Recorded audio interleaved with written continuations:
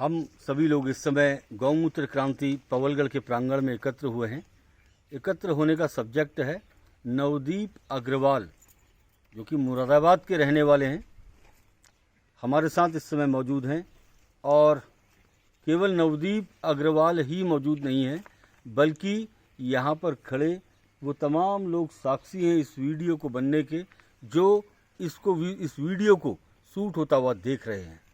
और केवल बातचीत से काम नहीं चलने वाला, हाथ में वो पेपर्स भी मौजूद हैं जिनके आधार पर पूरी बातचीत को किया जा रहा है।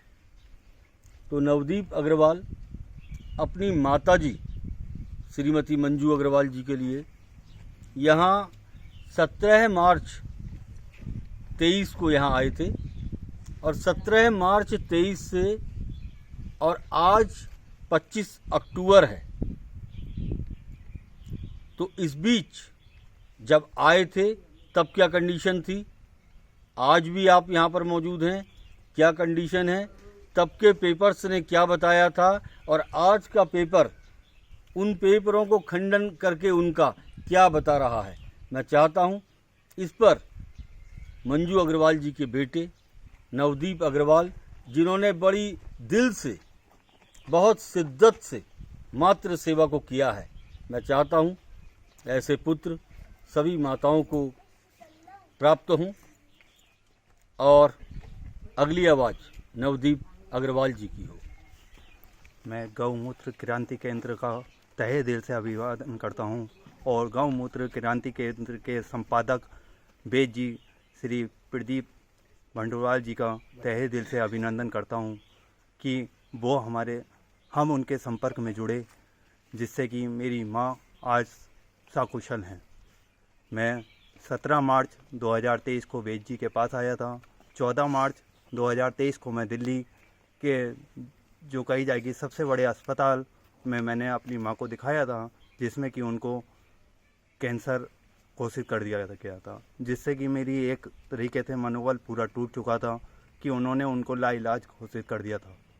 उनका कहना था कि ना उनका ऑपरेशन हो सकता है और ना ही किसी प्रकार से वो कर सकते हैं, क्योंकि उनका बुखार लेवल होता नहीं रहा था और उनकी गांठ जो थी वो लीवर, पित्त की थैली और आंतों से जुड़ चुकी थी। किसी के मार्फत से मुझे वेद जी का पता चला। मैं 17 मार्च को वेद जी के पास आया। मैंने वेद जी को सब चीज़ें बताई। वेद जी ने मुझे आश्वासन दिया कि जो लोग कैंसर कह देते हैं ये डॉक्टर, वो कैंसर क्या होता है, कुछ नहीं, आप एक विश्वास के साथ मेरी दवाई करिए। जिसमें कि मैंने 24 दिन का कोर्स लेके गया था सबसे पहले वेद जी से। जिस 24 दिन के कोर्स में मेरी माँ का लगभग 10 दिन के अंदर ही बुखार पूरी तरीके से उतर चुका था। बहुत बढ़िया। और उसके बाद कंटिन्यू मैंने दवाई चलाई। आज जो 25 मार्च को मैं वेद जी के प्रांगण में खड़ा हूँ, पर मैंने 11 मार्च को अपनी माता जी की सीटी स्कैन करवाया था। सीटी स्कैन करवाने के बाद उसमें सीटी स्कैन में कुछ नहीं आया, जिससे कि मुझे संतुष्टि नहीं हुई। फिर भी मैंने उनका एक अल्ट्रासाउंड दोबारा करवाया 12 मार्च को।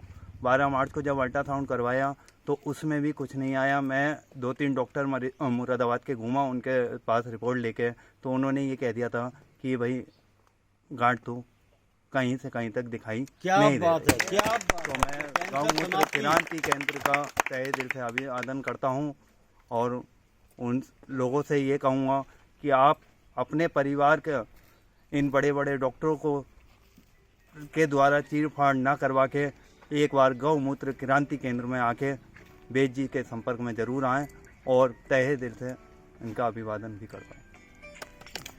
नवदीप अग्रवाल जी ने ये बातचीत रखी। हम एक बात कहना चाहते हैं, हर कोई अलग अलग पैथी है, कई किस्म की पैथियां हैं और हर किसी का अपना अपना एक तरीका है, एक अंदाज है काम को करने का।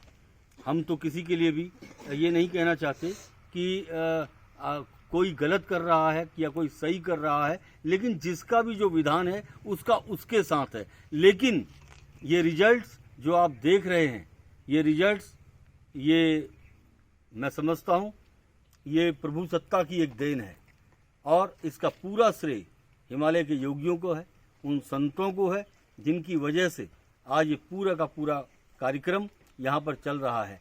तो मैं एक बात नवदीप जी से ये जनता के सामने पूछना चाहूँगा। नवदीप जी, वो जो गांठें जो हुई थी वो लीवर, पित्त की थैली और आंत, इन तीनों में आ गई थी। हाँ सर, तीनों से जुड़ चुकी थी, क्योंकि उनका ऑपरेशन का कोई भी चांसेस नहीं बचा था, क्योंकि ऑपरेशन जो हो सकता था एक ही चीज़ को छेड़ा जा सकता था। तीनों चीज़ों को छेड़ने में वो डॉक्टरों ने कही थी कि ऑपरेशन संभव नहीं है। देखिए, जो चीज़ का ऑपरेशन संभव नहीं था वो सारा का सारा संभव भी हुआ। और सबसे बड़ी बात तो ये है कि जब नवदीप को ये लगा कि ये रिजल्ट्स, ये रिपोर्ट ठीक नहीं है, तो दूसरी रिपोर्ट कराई गई अलग से। पहले सीटी हुआ, फिर अल्ट्रा हुआ, फिर एक आध दो इन्होंने ब्लड के भी टेस्ट लिए। जब देखे कि सारे के सारे पैरामीटर्स ओके हैं और किसी किस्म की अब कोई गांठ नहीं बची है, तो इनका शायद खुशी का ठिकाना नहीं था। यही तो था। बिल्कुल सही बात है। क्योंकि माता जी को लेके बेहद चिंतित थे, मेरे संपर्क में लगातार थे, तो हमें भी आज बेहद खुशी हुई है। और आप स्वस्थ रहें, दीर्घायु रहें, आपका परिवार स्वस्थ रहे। माता जी को बहुत बहुत मेरी ओर से शुभकामनाएं हैं। यहाँ जितने भी लोग आए हैं सभी को हमारी ओर से बहुत बहुत शुभकामनाएं हैं, बहुत बहुत मंगल कामनाएं हैं कि आप सभी लोग स्वस्थ रहें और दीर्घायु रहें। जय भारत, जय उत्तराखंड।